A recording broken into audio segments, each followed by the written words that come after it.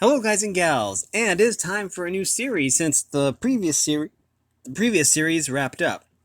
So, I'm excited to read Never Before in Paperback, Alfred Hitchcock Presents Stories Not for the Nervous. Now, Alfred Hitchcock is an epic when it comes to horror stories and stuff like that, so this ought to be pretty fun. This should be either book number 60 or 61 that I've read for my channel so far. Some of them I haven't been able to actually make go live because I recorded them and then I wasn't able to publish those. But we're gonna read this. But first, we need to go over the copyright information, which clearly says here. Stories Not for the Nervous. Says the author gratefully acknowledges the invaluable assistance of Robert Arthur in the preparation of this volume. Published by Dell Publication, copyright 1965 by Random House, and Dell, all rights reserved under International and Pan American Copyright Convention. And then it has all the different reprints. We're going to do something also here. Give me just a sec. I will have the acknowledgments here. I probably won't read the acknowledgments, but they will be on the screen. Hopefully the print isn't too small to read. There are 2 pages of acknowledgments, and I want to make sure that everyone gets that. But anyways, the first story that on the docket tonight, and I don't know if we'll get through all of it or not, but we're gonna try is by Ray Bradbury, actually, called To the Future. I'm going to have the acknowledgments still up on the screen while I read this, and then I will switch it back over here in a little bit. The fireworks sizzled across the cool tiled square, banged against adobe cafe walls, then rushed on hot wires to bash the high church tower, while a fiery bull ran about the plaza, chasing boys and laughing men. It was a spring night in Mexico in the year 1938. Mr. and Mrs. William Travis stood on the edge of the yelling crowd, smiling. The bull charged. Ducking, the man and wife ran, fire pelting them past the brass band that pulsed out vast rhythms of La Paloma. The bull passed a framework of bamboo and gunpowder, carried lightly on the shoulders of a charging Mexican. "I've never enjoyed myself so much in my life," gasped Susan Travis, stopping. "It's terrific," said William. "It will go on, won't it? I mean, our trip?" He patted his breast pocket. "I've enough traveler's checks for a lifetime. Enjoy yourself. Forget it. They'll never find us." "Never?" Now someone hurled giant firecrackers from the bell tower. The bull was dead. The Mexican lifted its framework from his shoulders. Children clustered to touch the magnificent papier-mâché animal. "Let's examine the bull," said William. As they walked past the cafe entrance, Susan saw the strange man looking out at them, a white man in a white suit, with a thin, sunburned face, his eyes coldly watching them as they walked. She would never have noticed him if it hadn't been for the bottles of his immaculate elbow. A fat bottle of creme de menthe, a clear bottle of vermouth, a flagon of cognac, and 7 other bottles of assorted liqueurs. And at his fingertips, 10 small, half-filled glasses from which, without taking his eyes off the street, he sipped occasionally, squinting, pressing his thin mouth shut upon the savor. In his free hand, a thin Havana cigar, I don't know if I'm pronouncing that right, smoked, and on a chair stood 20 cartons of Turkish cigarettes, 6 boxes of cigars, and some packages of colognes. "Bill," whispered Susan. "Take it easy," William said. "That man's nobody. I saw him in the plaza this morning. Don't look back. Keep walking. Examine the papier-mâché bowl. Here. That's it. Ask questions. Do you think he's from the searchers? They couldn't have found us. They might." "What a nice bowl," said William pleasantly to the man who owned it. "He couldn't have followed us back through 200 years, could he? Watch yourself, said William. She swayed. He crushed her elbow tightly, steering her away. Don't faint, he smiled, to make it look good. You'll be all right. Let's go right to that cafe, drink in front of him, so if he is what we think he is, he won't suspect. No, I couldn't. We've got to.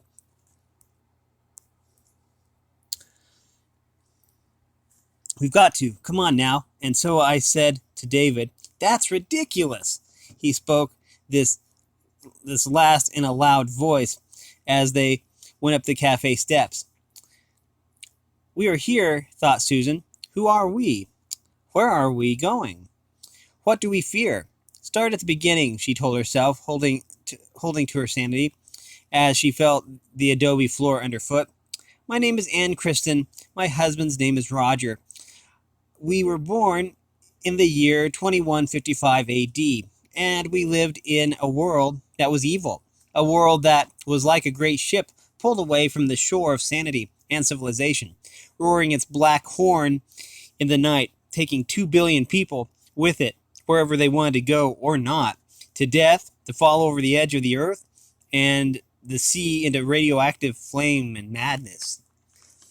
They walked into the cafe. The man was staring at them. A phone rang. The phone startled Susan. She remembered a phone ringing 200 years in the future on that blue April morning in 2155 and herself answering it. Anna, this is Renee. Have you heard? I heard about Travel in Time Incorporated. Oh, wait. Anne, this is Renee. Have you heard? I mean about Travel in Time Incorporated? Trips to Rome in 21 BC, trips to Napoleon's Waterloo, anytime, any place. Renee, you're joking. No, Clinton Smith left this morning for Philadelphia in 1776. Travel in Time Inc. arranges everything. Costs money, but think, to actually see the burning of Rome, to see Kublai Khan, Moses, and the Red Sea, you've probably got an ad in your tube mail now. She had opened the suction mail tube, and there was the metal foil advertisement. Rome and the Borgias. The Wright brothers at Kitty Hawk. Travel in Time Inc. can consume Travel in Time Inc. can consume you. Put you in a crowd during the assassination of Lincoln or Caesar.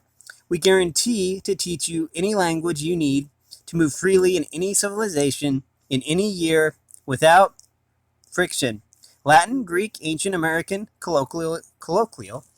Take your vacation in time as well as place.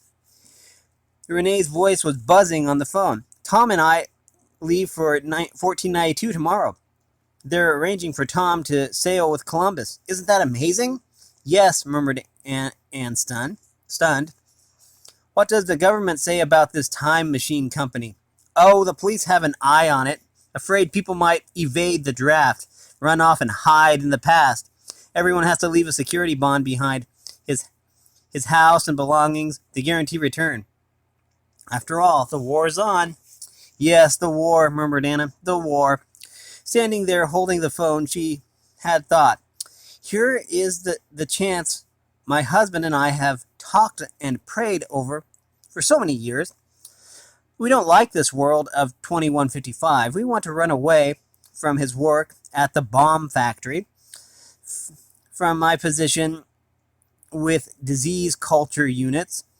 Perhaps there is some chance for us to escape, to run for centuries into a wild country of years where they will never find us and bring us back, to burn our books, censor our thoughts, scald our minds with fear, march us, scream at us with radios. The phone rang. They were in Mexico in the year 1938. She looked at the stained cafe wall. Good workers for the future state were allowed vacations into the past to escape fatigue. So she and her husband had moved back into 1938. They took a room in New York City and enjoyed the theaters and the Statue of Liberty, which still stood green in the harbor. And on the third day, they had changed their clothes and their names and flown off to hide in Mexico. "It must be him," whispered Susan, looking at the stranger seated at the table. "Those cigarettes, the cigars, the liquor, they give him away. Remember our first night in the past? A month ago, on their first night in New York, rather. Before their flight, they had tasted all the strange drinks, bought odd food, perfumes, cigarettes of 10 dozen rare brands, for they were scarce in the future, where war was everything. So they had made fools of themselves, rushing in and out of stores, salons, tobacconists. I think that's pronounced right. Tobacconists, giving up to their room to get wonderfully ill. And now here was the stranger doing likewise, doing a thing that only a man from the future would do, who had been starved for liquors and cigarettes too many years. Susan and William sat and ordered a drink. The stranger was examining their clothes, their hair, their jewelry, the way they walked and sat. Sit easily," said William under his breath. "Look as if you've worn this clothing style all your life. We should never have tried to escape." "My goodness," said William. "He's coming over. Let me do the talking." The stranger bowed before them. There was the faintest tap of heels knocking together. Susan stiffened. That military sound, unmistakable as that certain ugly rap on your door at midnight. "Mr. Criston," said the stranger, "you did not pull up your pant leg when you sat down." William froze. He looked at his hands lying on either leg innocently. Susan's heart was beating swiftly. "You've got the wrong person," said William quickly. "My name is not Chrysler." "Criston," corrected the stranger. "I'm William Travis," said William, "and I don't see what my pants legs have to do with you." "Sorry," the stranger pulled up a chair. "Let me say I thought I knew you because you did not pull your trousers up. Everyone does. If they don't, the trousers bag quickly. I am a long way from home, Mr. Travis, and in need of company. My name is Sims." "Mr. Sims, we appreciate your loneliness, but we're tired. We're leaving for Acapulco tomorrow." "A charming spot. I was just there, looking for some friends of mine." "They are somewhere. I shall find them yet. Oh, is the lady a bit sick?" "Good night, Mr. Sims." They started out the door, William holding Susan's arm firmly. They did not look back when Mr. Sims called, "Oh, and one other thing." He paused and then slowly spoke out the words, 2155 AD. Susan shut her eyes and felt the earth falter under her. She kept going into the fiery plaza, seeing nothing. They locked the door of their hotel room, and then she was crying, and they were standing in the dark, and the room tiled under them. Far away, firecrackers exploded. There was laughter in the plaza. "What a darned loud nerve," said William. "Him sitting there, looking us up and down like animals, smoking his darned cigarettes, drinking his drinks. I should have killed him then." His voice was nearly hysterical. He even had the nerve to use his real name to us, the chief of the searchers. "And the thing about my pant leg, I should have pulled them up when I sat. It's an automatic gesture of this day and age. When I didn't do it, it set me off from the others. It made him think. Here's a man who's never wore pants, a man used to breach uniforms and future styles. I could kill myself for giving us away. No, it was my walk. These high heels, that did it. Our haircuts, so new, so fresh.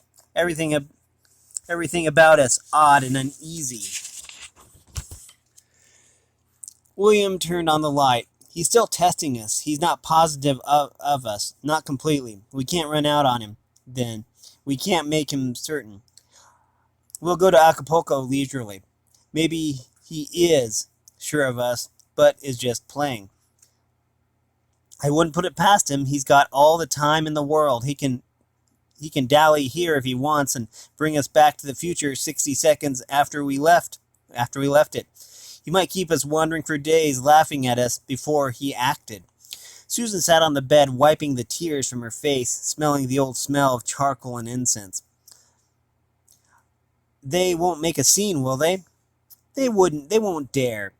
They'll have to get us alone to put us in the time machine and send us back.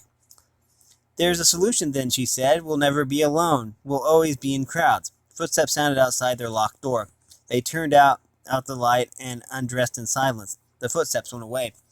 Susan stood by the window looking down at the plaza in the darkness. So that building there is a church? Yes. I've often wondered what a church looked like. It's been so long since anyone saw one. Can we visit it tomorrow? Of course. Come to bed. They lay in the dark room. Half an hour later, the phone rang. She lifted the receiver. Hello? The rabbits may hide in the forest, said the voice, but a fox can always find them. She replaced the receiver, then lay back straight and cold into bed. Outside in the year 1938, a man played 3 tunes upon a guitar, one following another. During the night, she put her hand out and almost touched the year 2155. She felt her fingers slide over cool spaces of time and over a corrugated surface, and she heard the insistent thump of marching feet, a million bands playing a million military tunes. She saw the 50,000 rows of disease culture in their aseptic glass tubes, her hand reaching out to them at her work in that huge factory in the future. She saw the tubes of bubonic, typhoid, tuberculosis. She heard the great explosion and saw her hand burned to a withered plum, felt it recoil from a concussion so immense that the world was lifted and let fall, and all the buildings broke and people hemorrhaged and lay silent. Great volcanoes, machines, winds, avalanches slid down to silence, and she awoke sobbing in the bed in Mexico, many years away. In the early morning, drugged with the single hour sleep they had finally been able to obtain, they awoke to the sound of loud automobiles in the street. Susan peered down from the iron balcony at a small crowd of 8 people, only now emerging, chattering, yelling from trucks and cars with red letters on them. A crowd of Mexicans had followed the trucks. "Que pasa?" Susan called to a little boy. The boy replied. Susan turned back to her husband. An American motion picture company here on location. Sounds interesting. William was in the shower. Let's watch them. I don't think we better leave today. We'll try to lull Sims. For a moment in the bright sun, she had forgotten that somewhere in the hotel waiting was a man smoking 1,000 cigarettes, it seemed. She saw the 8 loud, happy Americans below and wanted to call to them. Save me, hide me, help me. I'm here. Oh, I'm from the year 2155. But the words stayed in her throat. The functionaries of Travel and Time Incorporated were not foolish. In your brain, before you left on your trip, they placed a psychological block. You could tell no one your true time or birthplace, nor could you reveal any of the future to those in the past. The past and the future must be protected from each other. Only with this hindrance were people allowed to travel unguarded through the ages. The future must be protected from any change brought about by her people traveling in the past. Even if Susan wanted to with all her heart, she could not tell any of those happy people below in the plaza who she was or what her predicament had become.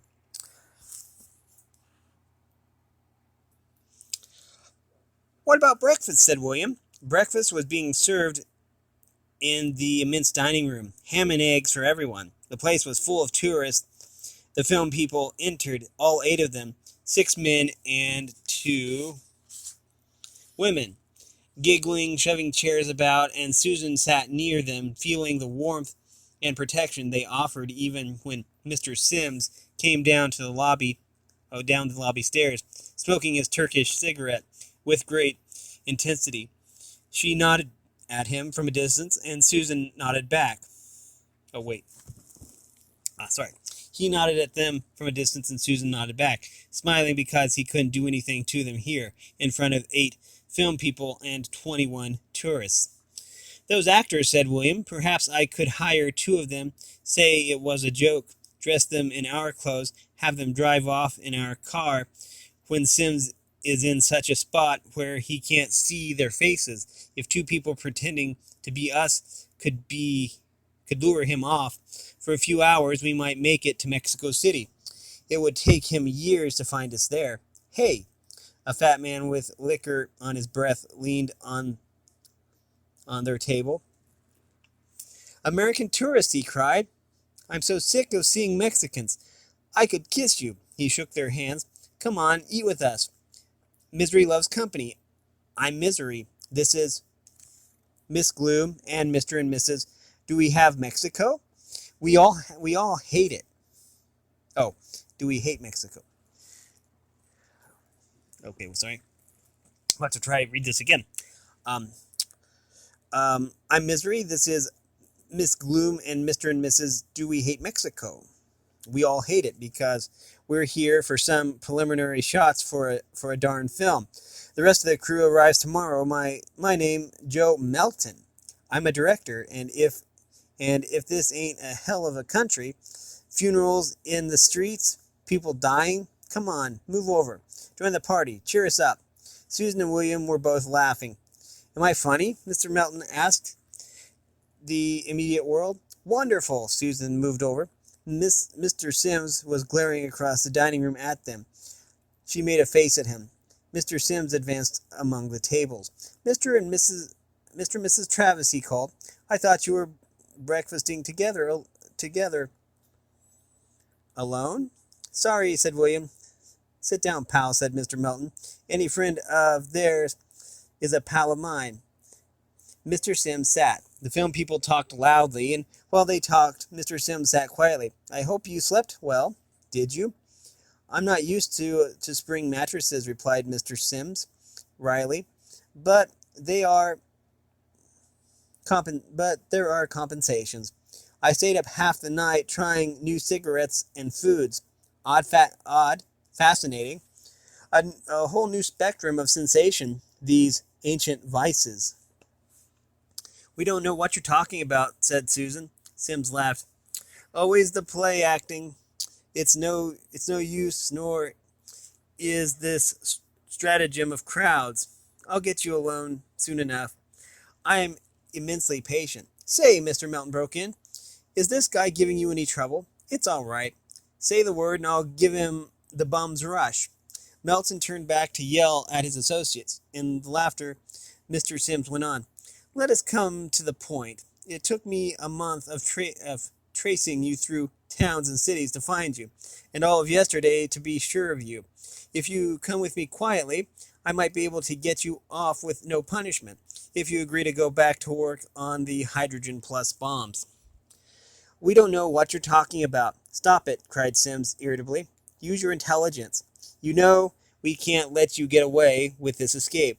Otherwise, people in the year 2155 might get the same idea and do the same. We need people to fight your wars, said William. Bill, it's all right, Susan. We'll talk on his terms now. We can't escape. Excellent, said Sims. Really, you've both been incredibly romantic, running away from responsibilities, running away from horror. Nonsense. Only a war. What are you guys talking about? Asked Mr. Melton. Susan wanted to tell him, but you could only speak in generalities. The psychological block in your mind allowed that. Generalities such as Sims and William were now discussing. Only the war, said William. Half the world dead of leprosy bombs. Nevertheless, Sims pointed out the inhabitants of the future resent you two hiding on a tropical isle, as it were, while they drop off the cliff into hell. Death loves death, not life. Dying people love to know that others die with them. It is a comfort to learn that you are not alone in the kiln. In the grave, I am the guardian of their collective resentment against you two.